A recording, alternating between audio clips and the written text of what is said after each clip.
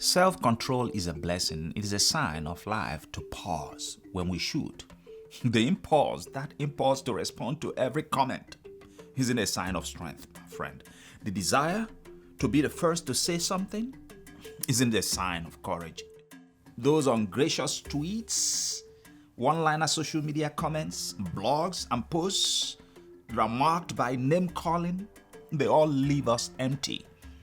Self-control is a sign of strength. Swimming against the current is a sign of true vitality. As G.K. Chesterton once wrote, only live fish swim against the current. Dead fish don't. Dare to swim against the current. God love you. God bless you.